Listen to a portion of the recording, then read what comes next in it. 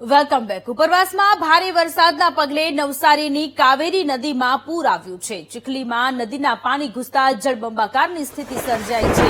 Riverfront પર પૂરના પાણી ફરી વળ્યા છે। રિવરફ્રન્ટ પરનું મહાદેવ મંદિર પાણીમાં ગરકાવ થયું। પાણી ભરાતા ચુસ્ત પોલીસ બંદોબસ્ત ગોઠવાયો છે। નદીમાં પૂરના પગલે આસપાસના 25 જેટલા ગામોને એલર્ટ કરાયા છે। ચીખલી, વાસંદા, ગણદેવી તાલુકાના ગામોને એલર્ટ કરવામાં આવ્યા છે।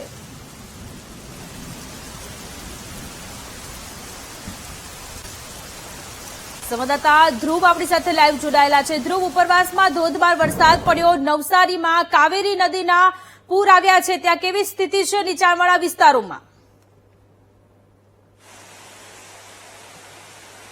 બિલકુલ સોનલ, નવસારીના જે ચીખલી તાલુકામાંથી જે પસાર થતી જે કાવેરી નદી છે તેમાં અત્યારે ઘોડાપૂર જેવી સ્થિતિ જોવા મળી રહી છે। અત્યારે આ જે નદી છે તે બે કાંઠે વહી રહી છે અને જાણે કાવેરી નદીએ રૌદ્ર સ્વરૂપ ધારણ કર્યું હોય તે રીતે અત્યારે અહીંથી પસાર થઈ રહી છે।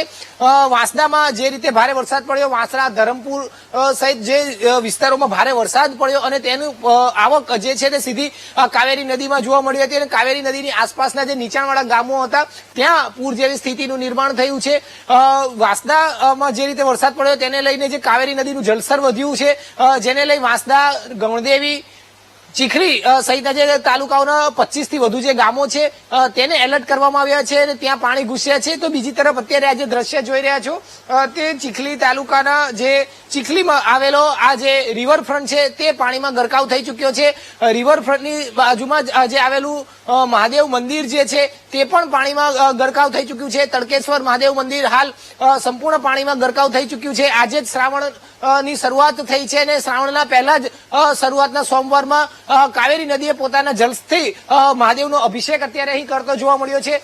બીજી તરફ અત્યારે જોઈ શકાય છે કે આ રિવરફ્રન્ટથી જોડતો એક કોઝવે હતો તે કોઝવે પણ જે બેઠો પુલ હતો કોઝવે તે પણ અત્યારે પાણીમાં ગરકાવ થઈ ચુક્યો છે અને આ રીતે પાણી અત્યારે વહી રહ્યું છે। જાણે કાવેરી નદીએ પોતાનું રૌદ્ર સ્વરૂપ ધારણ કર્યું હોય તે રીતે અત્યારે વહી રહી છે અને જે છે તે આ સમગ્ર વિસ્તારને બાંધમાં લીધો છે। પાણી ખૂબ જ વેગમાં અત્યારે પસાર થઈ રહ્યું છે અને આસપાસના જે નીચાણવાળા ગામો આવ્યા છે ત્યાં પણ પાણી ઘૂસવાની સ્થિતિ જોવા મળી રહી છે।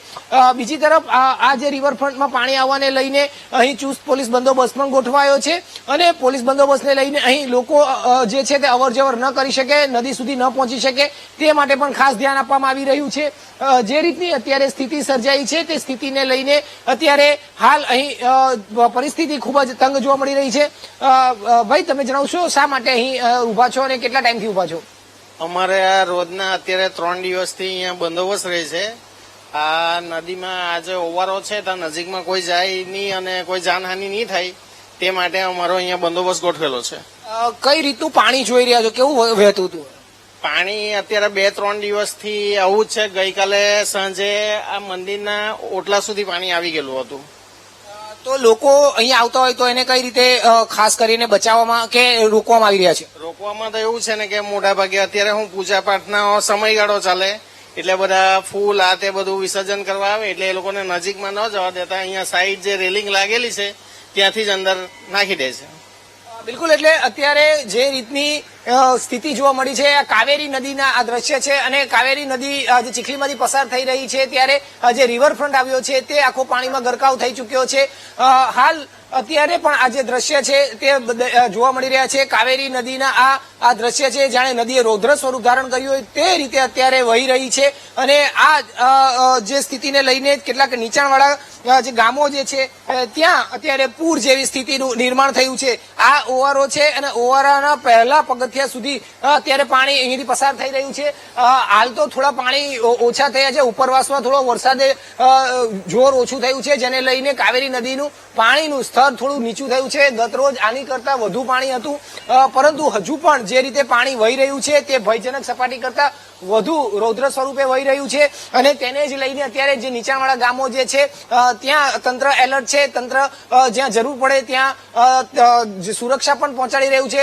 ઘણા ગામો સંપર્ક વિહોણો થયા છે તો ત્યાં પહોંચવાનો પણ પ્રયત્ન કરી રહ્યું છે। કેટલાક ગામોમાં પણ પાણી ભરાયા છે તો બીજી તરફ આ તમામ પરિસ્થિતિનો તાગ મેળવવાનો પણ તંત્ર પ્રયત્ન કરીને હાલ તો કઈ રીતે લોકોને બચાવી શકાય કે લોકોને સુરક્ષાનું ધ્યાન રાખી શકાય તેનું પર પ્રયત્ન કરવામાં આવી રહ્યા છે। જી ધ્રુવ, આભાર તમામ વિગતો માટે।